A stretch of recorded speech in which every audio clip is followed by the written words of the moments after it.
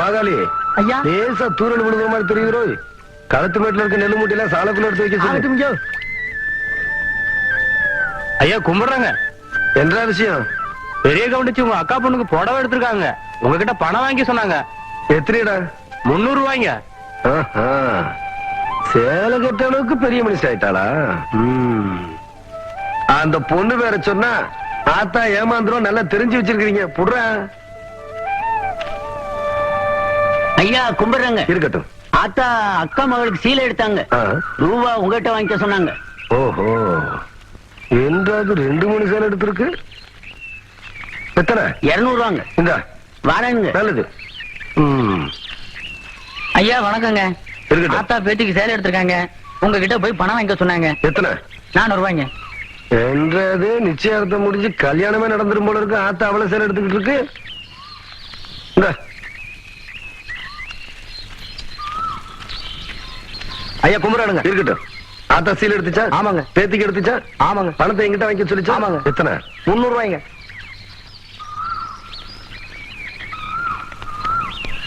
இந்தாங்க. நல்லதுங்க.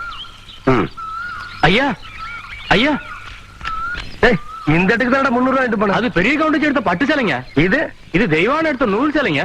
தெய்வானையா? கவுண்டரே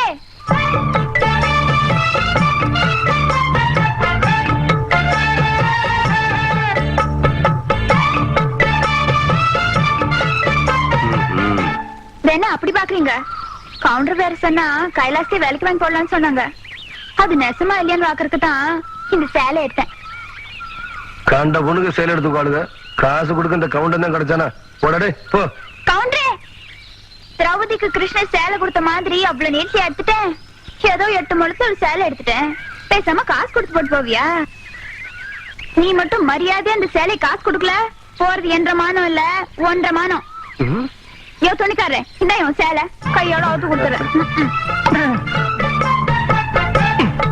நிறுத்துப்புல பூராத்தனே அவுக்கிறதுக்குள்ளே மலமலன் பணத்தனே அவன் கையில கொடுத்து போடுறா. பத்திரமா பாத்து வைங்கடா. வெடி மருந்து பாத்து வைங்க. ஐயா வணக்கங்க. தம்பி யாரு? மலைச்சாமி மச்சான்.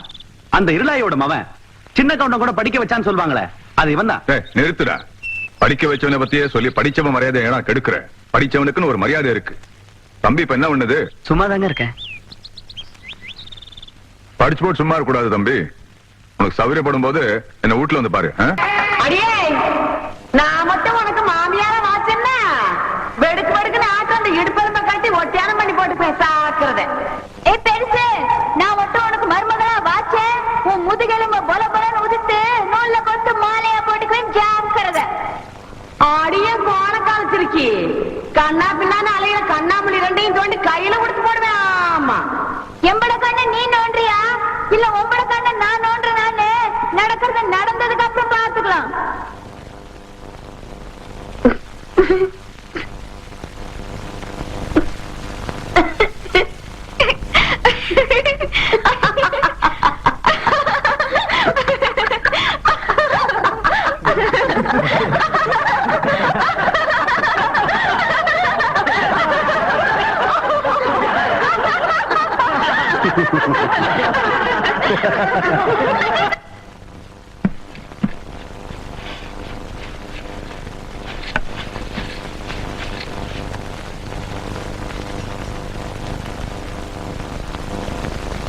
வாதாயே,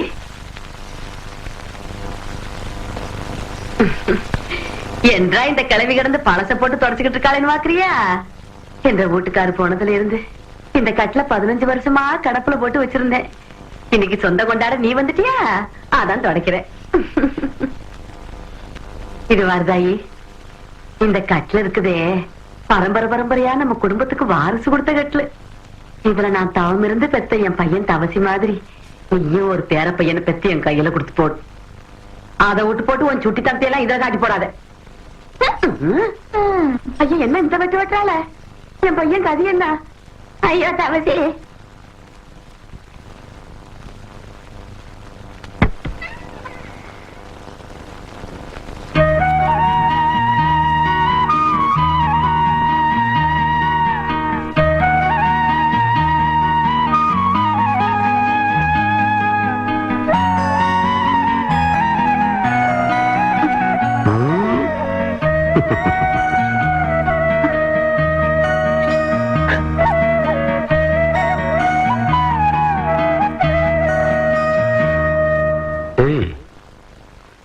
என்னது?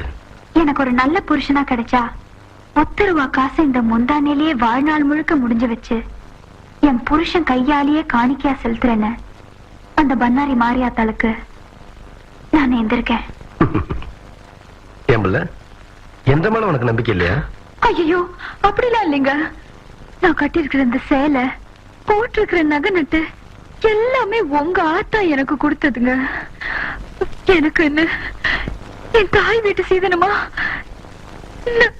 எதையுமே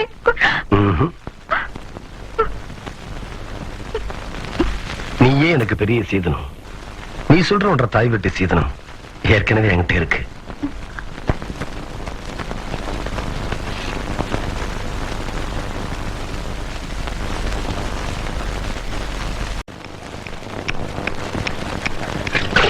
ஏண்டே சொம்புடுத்தி ஆசாரி, ஆத்து பக்கம் ஒரு பொம்பளை போக கூடாது.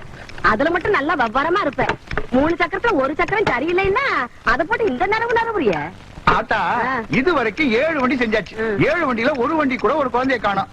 3 சக்கரத்துல ஒரு சக்கரம் ஓட்டைன்னு ரொம்ப தான் அங்கலாச்சுக்கிறீங்க. பேசுவியடா, நீ எல்லாம் பேசுவ. பொனிய சொல்லி குத்தம் இல்ல. நான் பெத்ததும் அப்படி, எனக்கு வந்து வாச்சதும் அப்படி. கேட்டியா புள்ள? ஆத்தா ஜாடமாடியா சொல்றது உன்னையத்தான். சும்மா இருங்க. எதை எப்ப செய்யணும்னு எனக்கு தெரியும். அக்கா, வெளிநாட்டுல எல்லாம் குழாயிலேயே குழந்தை பத்தி தராங்களா? அப்படியா புள்ள? நீங்க சும்மா இருங்க மாமா. அக்கா மட்டும் சரின்னு சொல்லட்டும், நானே உங்களுக்கு குழந்தை பத்தி தரேன். சரி புள்ள. எப்படி சொன்ன?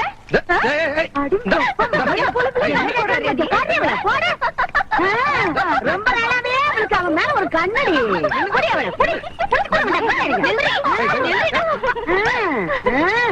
ஏண்டி, என் பொழுதுல பங்கு போடு வந்தியா? இப்ப அவ என்ன சொல்லி போட்டான்னு சொல்ல வேண்டியத மாமா கிட்ட தனியா சொல்லி இருக்கலாம்ல. நம்ம விஷயத்தெல்லாம் அப்புறம் வச்சுக்கலாம்.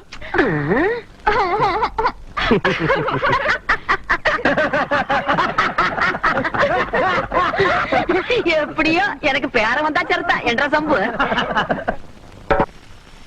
யோ, நாளையில இருந்து துணி நான் தான் வெளுக்க போறேன். எல்லாத்தையும் சொல்லிட்டீங்களே?